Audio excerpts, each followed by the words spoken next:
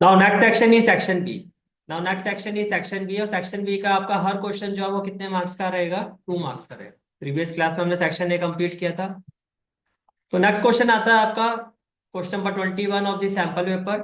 Question में कहा जा रहा है in figure A C equal to X T. यानी कि क्वेश्चन में आपको ये कहा जा रहा है ये जो ए सी है, ए सी, ये किसके इक्वल है? ये एक्स टी के। ठीक है। And C is the mid point of A B. C जो है वो ए बी का मिड पॉइंट है, और डी जो है वो किसका मिड पॉइंट है? D is the mid point of X Y. ये भी क्लियर हो गया। Using a Euclid's axiom show that A B equal to X Y. आपको कहा जा रहा है यूक्लिड्स एक्सियम का यूज करके आप शो करो कि ए बी जो है वो एक्स वाई के इक्वल है। ए बी जो है वो एक्स वाई के क्या होगा? इक्वल होगा। सबसे पहले तो आप फिगर को थोड़ा मैं जूम करके आपको दिखाता हूँ। देखो ये आपकी फिगर क्लियर हो गया? ठीक है। अब क्वेश्चन में क्या क्या कहा गया पहले उस पर आते हैं। पहली इंफॉर्मेशन जो इस क्वेश्चन में दी गई है आपको वो ये दी गई है that C is the mid point of A B. देखो पहली इंफॉर्मेशन तो ये A C equal to X. पहली इंफॉर्मेशन क्या है? A C equal to X T. तो आपने लिखा A C equal to X. उसके बाद कहा जा रहा है सी जो है वो मिड पॉइंट है किसका? ए बी का। बात समझ में आ रही है? ठीक है। और कहा जा रहा है डी जो है ये मिड पॉइंट किसका? एक्स। यानी कि ये आपको गिवन है। और क्वेश्चन में क्या कहा जा रहा है? C and D are, C and D are mid points of, C and D are mid points of. C किसका मिड पॉइंट है? A B. और डी किसका मिड पॉइंट है? एक्स वाई का respectively. Are mid points of A B and X Y respectively. बोलो भाई, clear हो गया यहां तक? ठीक है। अच्छा एक बात बताओ, अगर ये इसका मिड पॉइंट है तो क्या आप एग्री करते हो दैट इज जो ए सी है आपका वो सी बी के इक्वल होगा? बोल सकता हूं मैं? ठीक है। एंड अगर डी जो है एक्स, इस एक्स वाई का मिक्स पॉइंट है, मिड पॉइंट है, तो इसका मतलब जो एक्स टी है आपका ये वाला एक्स से लेके डी तक, it should be equal to D Y. इसमें भी कोई दिक्कत नहीं होनी चाहिए आपको। क्लियर हो गया? ठीक है। अच्छा अब आप ये देखो नाउ, क्वेश्चन में गिवन है आपको A C equal to X T, है ना गिवन? क्वेश्चन में गिवन है A C equal to X T. मैंने लिखा A C equal to X T. Why? Question में गिवन है। अगर मैं दोनों साइड 2 से मल्टीप्लाई कर दूं तो आप बताओ क्या अभी भी ये इक्वल होगा? होता ना, हमने यूक्लिड एक्सियम में भी पढ़ा था। अगर आप सेम नंबर से मल्टीप्लाई करते हो इक्वल साइड्स को, it will still be equal. अच्छा ट्वाइस ऑफ एसी को फिर आप क्या लिख सकते हो? क्या मैं इसको ऐसे लिख सकता हूँ? एसी प्लस एसी, दो एसी हैं। और ट्वाइस ऑफ एक्स टी को आप क्या लिख सकते हो? X T plus x T. इसमें भी कोई दिक्कत नहीं होनी चाहिए। अच्छा एसी किसके इक्वल है? C B. तो क्या मैं इसको ऐसे लिख सकता हूँ? ए सी प्लस, इस ए सी की जगह मैं सी बी लिख सकता हूँ, इसमें भी कोई दिक्कत नहीं होनी चाहिए। और ये जो एक्स टी है इसकी जगह मैं क्या लिख सकता हूँ? D Y. तो आपने लिखा X T plus D Y. अब आप ये देखो कि A C plus C B, A C plus C B overall क्या बन गया? A B.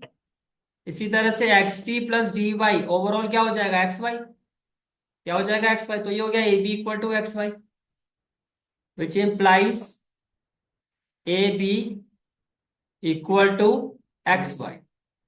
यही आपको प्रूव करना था। Hence and this is the final answer of this question. बोलो भाई, क्लियर हो गया क्वेश्चन? चले आगे। ठीक है। तो ये था आपका एनालिसिस क्वेश्चन नंबर 21 का। Let's move to the next question that is question number 22। Question number 22। So next question of section B is question number 22। आपको कहा जा रहा है in this figure if A C is equal to B D. आपको कहा जा रहा है ए सी जो है आपका, ए सी ये किसके इक्वल है? ये बी डी के इक्वल है। A C is equal to B D. Yes, A C is equal to B D. इतनी बात समझ में आ रही है? ठीक है। फिर आपको कहा जा रहा है देन प्रूव दैट, अगर ऐसा है तो आपको प्रूव करना है A to B will be equal to C to D. पहले बताओ क्वेश्चन समझ में आ गया? क्वेश्चन में गिवन क्या है? A C equal to B D. What has been given here? A C equal to B D. आपने लिखा here, here A C is equal to B D. देखो ए से लेके सी तक, बी से लेके डी तक के इक्वल है, राइट?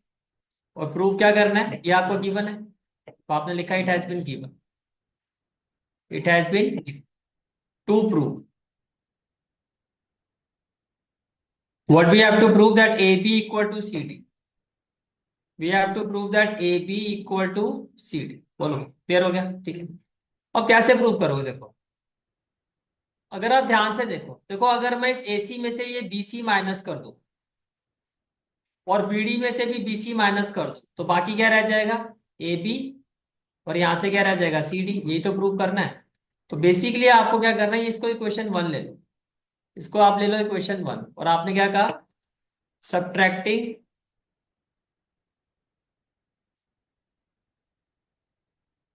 सब्ट्रैक्टिंग क्या माइनस करना है? BC।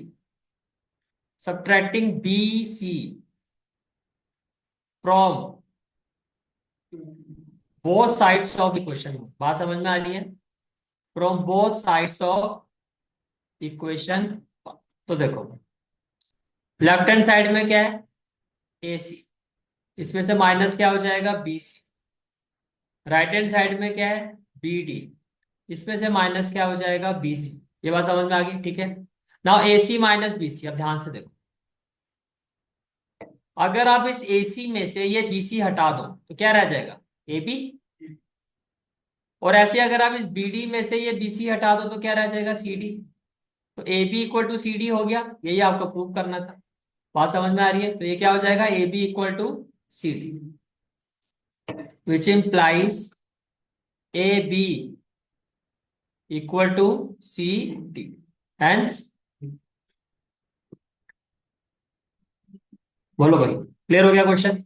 चले आगे, ठीक है। तो ये था आपका एनालिसिस क्वेश्चन नंबर 22 का। This is the analysis of question number 22। Next question is question number 23।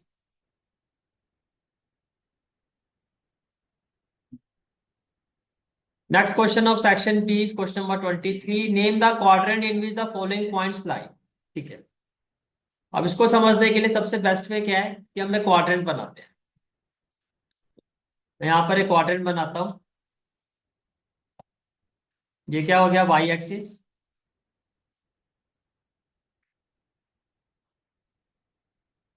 और ये हो गया आपका एक्स एक्सिस। क्लियर है? ठीक है। अब देखो, ये होता है first quadrant, second, third and fourth. First quadrant में जो एक्स और वाई होते हैं पॉजिटिव होते हैं, वेरी गुड। सेकंड क्वाड्रेंट में अगर आप देखो तो एक्स तो यहाँ आ जाता है यानी कि नेगेटिव, वाई आपका यही होता है पॉजिटिव। अगर आप थर्ड क्वाड्रेंट में देखो एक्स और वाई, एक्स भी नेगेटिव वाई भी नेगेटिव। और अगर आप फोर्थ क्वाड्रेंट में देखते हो एक्स आपका नेगेटिव या पॉजिटिव? पॉजिटिव, क्योंकि एक्स ये वाला होगा। और वाई आपका क्या होगा? नेगेटिव, ये होता है। ठीक है। अब इसमें देखो, इसमें एक्स भी पॉजिटिव है वाई भी पॉजिटिव है, तो कौन सा क्वाड्रेंट दिखाई दे रहा है? First quadrant. तो ये तो फर्स्ट क्वाड्रेंट में होगा। इसमें एक्स नेगेटिव है और वाई पॉजिटिव है, तो X negative Y positive, second quadrant, तो सेकंड में होगा। इसमें एक्स नेगेटिव है आपका और वाई भी नेगेटिव है, एक्स भी नेगेटिव वाई भी नेगेटिव, ये थर्ड में होगा। Very good. इसमें एक्स पॉजिटिव है Y negative, X positive Y negative, और ये होगा आपका फोर्थ। यही आपका क्वेश्चन। समझ में आ गया? तो इस क्वेश्चन के लिए आपको बेसिकली हाँ क्वाड्रेंट का क्लैरिटी होनी चाहिए। तो ये था आपका एनालिसिस क्वेश्चन नंबर 20।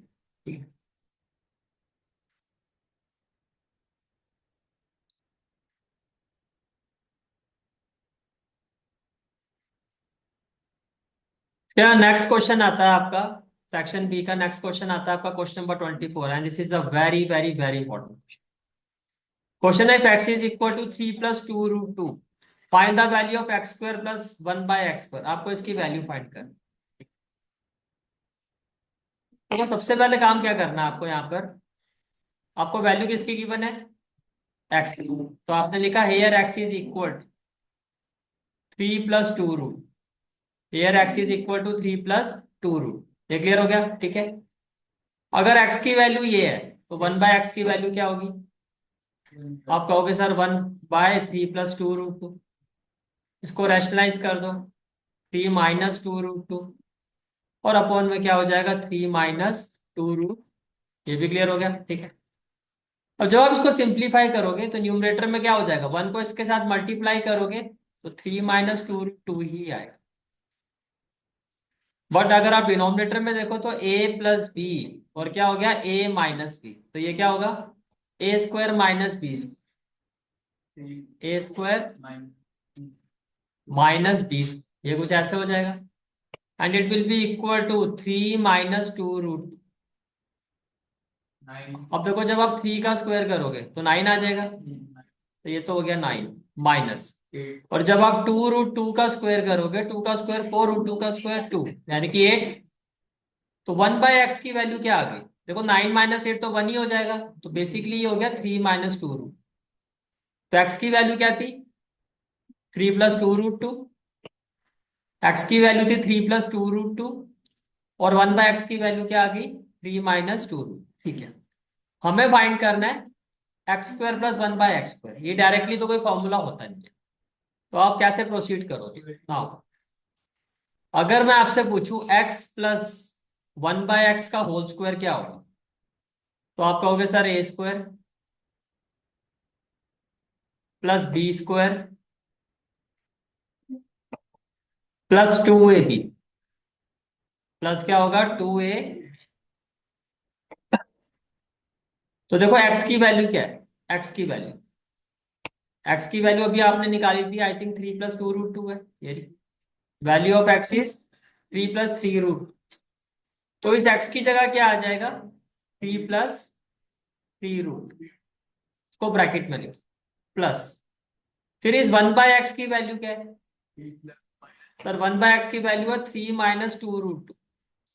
तो इस 1/x की जगह आप लिखो 3 - 3 √2। इसमें भी कोई दिक्कत नहीं होनी चाहिए, 2 √2 आई है।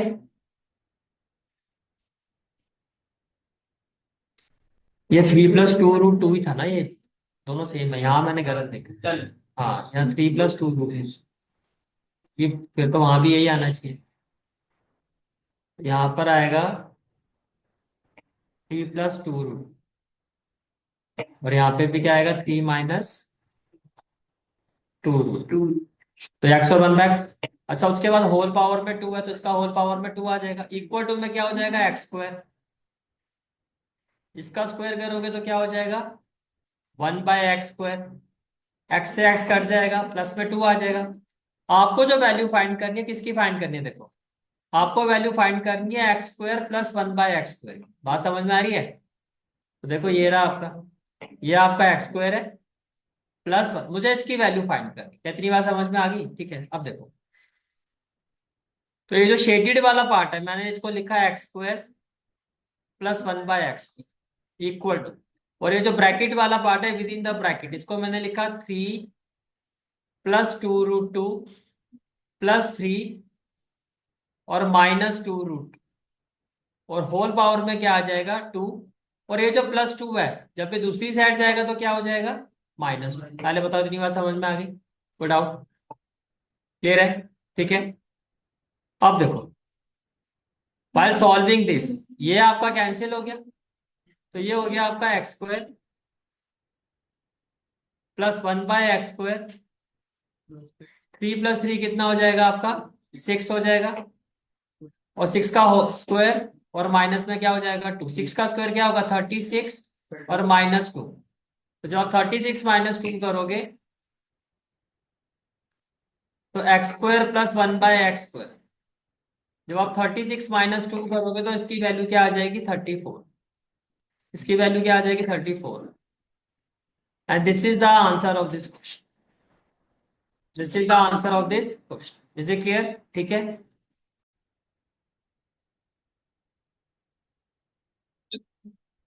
Next question of section B, ये इसी क्वेश्चन का ऑप्शनल क्वेश्चन है, अगेन वेरी इंपॉर्टेंट क्वेश्चन।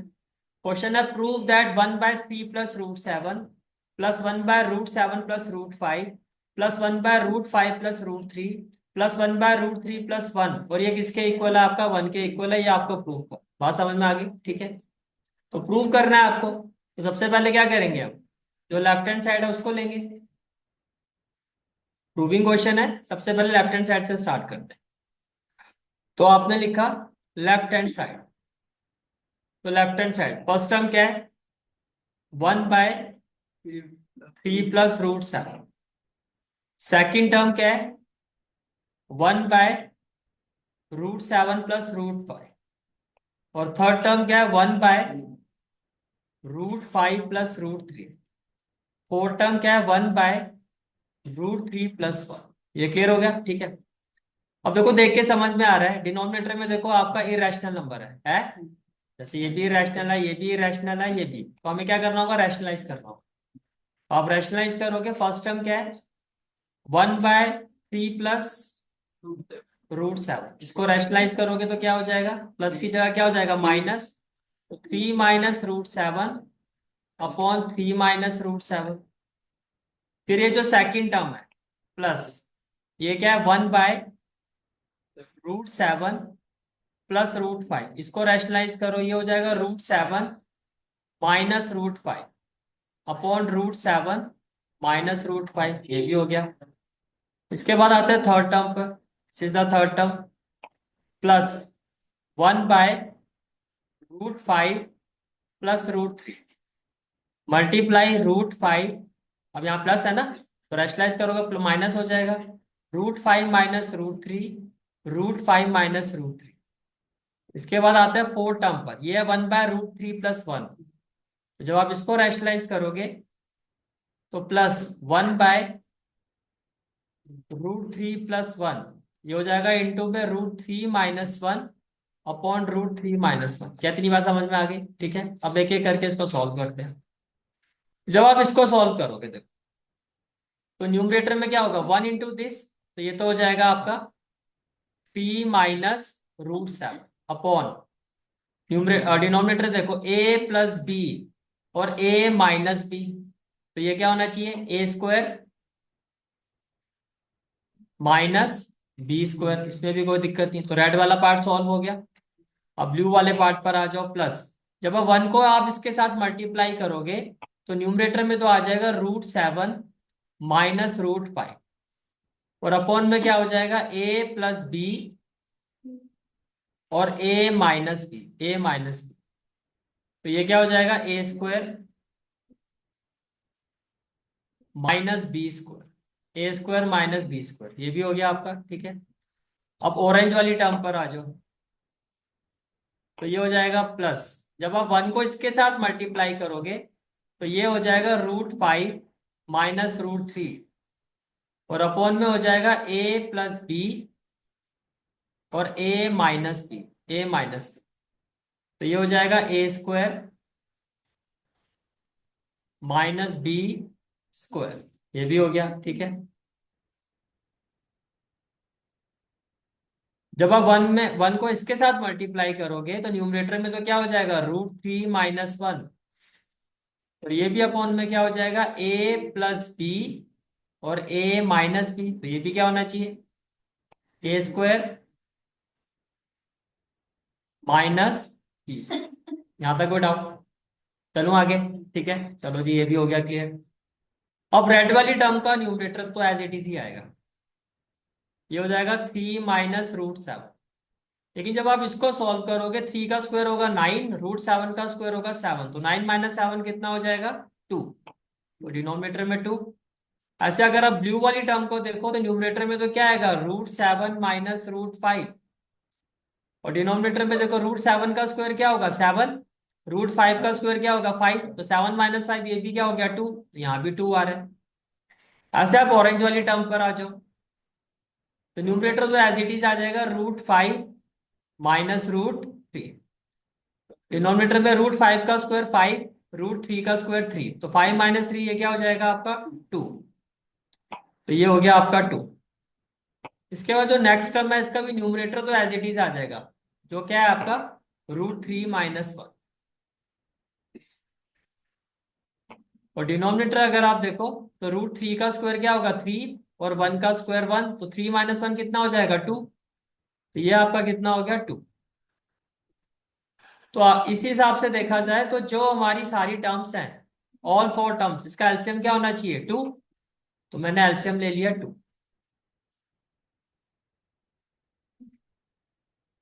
आपने एलसीएम ले लिया 2।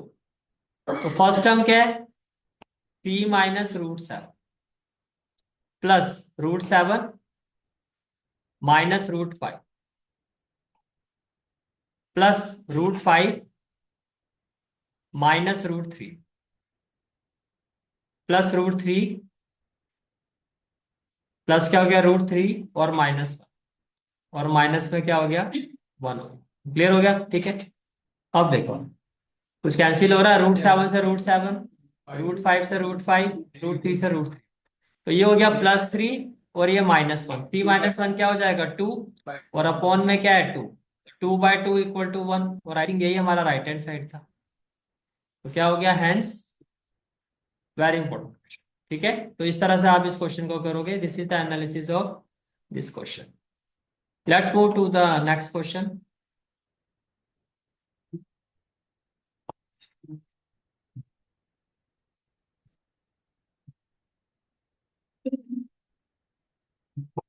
Next question of section B is question number 25.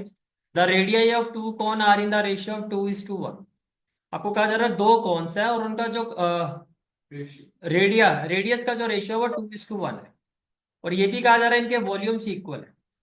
What is the ratio of their height, तो इनकी हाइट का रेशियो क्या होगा। ठीक है, फर्स्ट ऑफ ऑल आप ये समझो, देखो let radii of two cones, let radii of two cones, एक को हम ले लेते हैं R1, एक को ले लेते हैं R2 रिस्पेक्टिवली। ये बात समझ में आ रही है, ठीक है। And volume of two cones be V1 and V2 respectively. कितनी बात समझ में आ गई, ठीक है। अब देखो क्वेश्चन में कहा जा रहा है volumes are equal, volumes are equal, तो आपने कहा according to the question volume of first cone is equal to volume of cone का फॉर्मूला क्या होता है बताओ। 4 5 वॉल्यूम निकालने के लिए। वॉल्यूम ऑफ कॉन का फॉर्मूला क्या होता है 1/3 πr²h। तो अगर V1 है तो R1², और H है तो H1। ठीक है, हाइट भी ले लेते हैं, ये भी यही मेंशन कर दो। And height of two cones be H1 and H2 respectively. तो वॉल्यूम कौन होता है 1/3 πr², तो वॉल्यूम 1 पर हो जाएगा R1² H1, और वॉल्यूम 2 पे क्या हो जाएगा 1/3 πr2² H2 हो जाएगा। और जब आप इसको सॉल्व करोगे देखो 1/3 से 1/3 कैंसिल, पाई से पाई कैंसिल, ठीक है। तो ये हो गया R1²। हमें हाइट का रेशियो निकालना है, किसका निकालना है हाइट का। तो हाइट का रेशियो का मतलब देखो ये है H1, इसको यहीं रखो, और ये मल्टीप्लाई हो रहा है, लेफ्ट हैंड साइड में जाएगा तो क्या आएगा, उस स्विच को ऑन करना।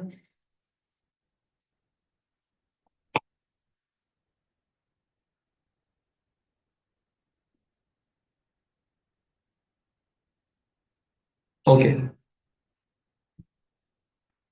देखो ये H1 है, ये H2 यहाँ मल्टीप्लाई हो रहा है, लेफ्ट हैंड साइड में आके क्या हो जाएगा डिवाइड। तो ये हो गया H2 इक्वल टू में ये क्या हो गया R2², और ये जो R1² यहाँ मल्टीप्लाई हो रहा है राइट हैंड साइड में जाएगा तो क्या हो जाएगा डिवाइड। तो ये हो गया R1²। पहले बताओ इतनी बात समझ में आ गई, ठीक है। विच इम्प्लाइज, तो H1/H2 क्या होगा आपका, देखो दोनों में पावर तो सेम है ना, ये भी स्क्वायर है ये भी स्क्वायर है। तो जो हमने तो क्या मैं इसको लिख सकता हूँ R2/R1 होल पावर 2, लिख सकता हूँ ना। अच्छा आप देखो क्वेश्चन में रेशियो गिवन है। क्वेश्चन में रेडियाई ऑफ टू कोन्स का रेशियो है 2:1।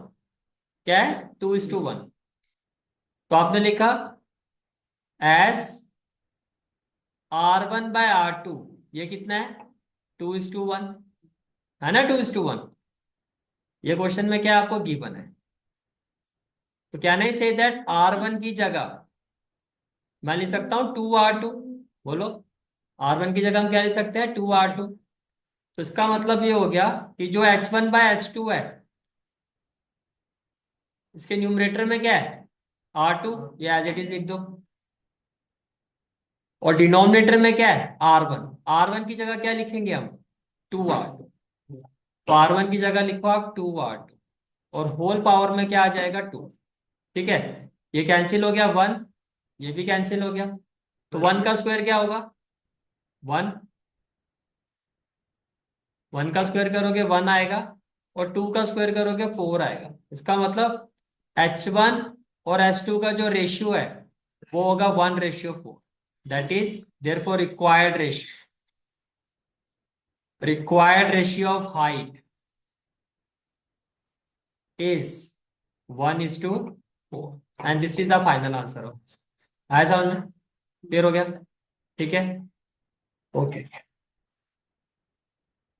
तो ये था आपका एनालिसिस इस क्वेश्चन का। Let's move to the next question of this section. Next question जो है वो क्वेश्चन नंबर 25 का ही ऑप्शनल क्वेश्चन है, and this is the last question but not least of this section B. Question देखो क्या है आपका। Question is a hollow spherical shell. Sphere की बात हो रही है, किसकी बात हो रही है? स्फेयर की। एक स्फेरिकल शेल है, इस made up of a metal, एक मेटल का बना हुआ है। इसकी डेंसिटी कितनी है? 4.5 ग्राम पर cubic centimetre. If it's internal and external radii are, internal को हम ले लेते हैं स्मॉल आर, और एक्सटर्नल को ले लेते हैं कैपिटल आर। इस शेल की इंटरनल रेडियस क्या है?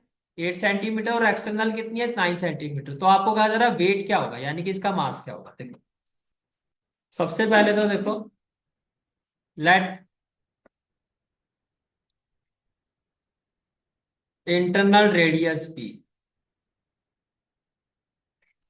Small R which is equal to 8 centimetre, and external radius be capital R which is equal to 9 centimetre. ये क्लियर हो गया? ठीक है, अब आप लिखोगे वी नो दैट। देखो बात हो रही है डेंसिटी। वी नो दैट, अच्छा डेंसिटी का फॉर्मूला हमें पता है। We know that density is equal to mass upon volume. तो ये जो मास है, यही आपको फाइंड करना है। ये जो वेट है वो ये मास है। तो मास क्या होगा भैया?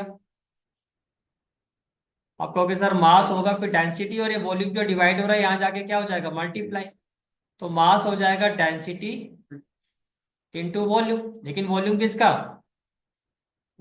होगा? स्फेयर का। बात समझ में आ रही है? वॉल्यूम किसका होगा? स्फेयर का। तो डेंसिटी जो है वो तो आपको गिवन है। अगर मैं डेंसिटी की बात करता हूं तो डेंसिटी गिवन है 4.5 ग्राम पर क्यूबिक सेंटीमीटर। तो डेंसिटी की जगह तो आप रखोगे 4.5। तो आपने लिखा डेंसिटी की जगह आपने लिखा 4.5। और वॉल्यूम ऑफ स्फेयर क्या होता है? 4/3 पाई r क्यूब। तो ये हो जाएगा 4.5 इंटू 4/3। पाई हो जाएगा 22/7। अब रेडियस यहाँ पे दो है, एक एक्सटर्नल और रेडियस इंटरनल। जब दो रेडियस एक साथ आ जाते हैं तो इस r क्यूब, ये जो स्मॉल r क्यूब है, इसको फिर कैसे लिखा जाएगा? ये स्मॉल r क्यूब जो मैं यहीं पे लिख देता हूं, क्योंकि ये दो रेडियस थी आपकी। तो r क्यूब को आप ऐसे लिखोगे, capital R cube minus small r, ऐसे लिखा जाता है। अगर 3 है तो पावर में 3 आएगा, 2 होता तो पावर में 2 आता। एक्सटर्नल माइनस इंटरनल लिखा जाता है। अच्छा, एक्सटर्नल रेडियस की वैल्यू क्या है? 9। तो ये हो जाएगा 9 क्यूब, और इंटरनल की क्या है? 8। तो ये हो जाएगा 8। ये भी क्लियर हो गया? ठीक है, तो डेसिमल हटा दो, ये हो जाएगा 10। नाउ 3 3 1 जा 3, 3 5 जा 4। 5 2 जा 10, 5 3 जा 15 और 2 2 जा 4। तो न्यूमरेटर में क्या हो गया 3 इंटू 2 इंटू 22 अपॉन 7। 9 का क्यूब होता है 729 और 8 का क्यूब होता है 512। 8 8 जा 64 होता है, 5 4 जा 8 8 जा 64, जब 8 से करोगे 8 4 जा 32 और ये आपका 512 हो जाएगा। अच्छा आगे देखो, ये हो जाएगा 3 इंटू 2 इंटू 22 अपॉन में आ जाएगा 7। 729 और 512। 9 में से 2 गया 7, 2 में से 1 गया 1, 7 में से 5 गया 2, तो ये हो गया 217। अब देखो क्या कुछ कैंसिल हो रहा है, ये देखो 7 3 जा 21, 7 1 जा 7। अब 3 2 जा 6 और 6 इंटू 22, 6 2 जा 12, 132। 132 को आप 31 से मल्टीप्लाई कर दो, तो ये हो गया 132 और ये हो गया 31। 1 2 जा 2, 1 3 जा 3, 1 1 जा 1, 3 2 जा 6, 3 3 जा 9, 3 1 जा 3। तो ये हो गया 2 6 और 3 9, 9 और 1 10। तो आपका आंसर क्या आएगा 4092। और मास है तो आप लिखोगे ग्राम, क्योंकि आपका जो डेंसिटी है वो भी ग्राम में। और अगर इसको किलोग्राम में चेंज करना है तो किससे डिवाइड कर दोगे 1000 से। तो 1 2 3, तो ये हो जाएगा 4.09 kg अप्रोक्स।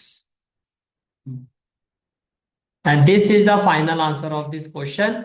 और इसी के साथ आपका जो सेक्शन बी का एनालिसिस है वो होता है आपका कंप्लीट। ठीक है, तो सेक्शन बी का एनालिसिस होता है आपका। This is for today's class. I hope you like this class, and if you like this class then do like, share and subscribe my channel. And don't forget to press the bell icon. Bell icon press करने से क्या होगा, जो भी मैं lecture upload करूंगा you will get the notification of that lecture. Thanks for watching this video. जहाँ तक आपके मैथ्स कोर्स की बात है, कंप्लीट मैथमेटिक्स कोर्स की जो प्लेलिस्ट का लिंक है वो आपको डिस्क्रिप्शन सेक्शन में मिल जाएगा. So bye, take care and have a great day.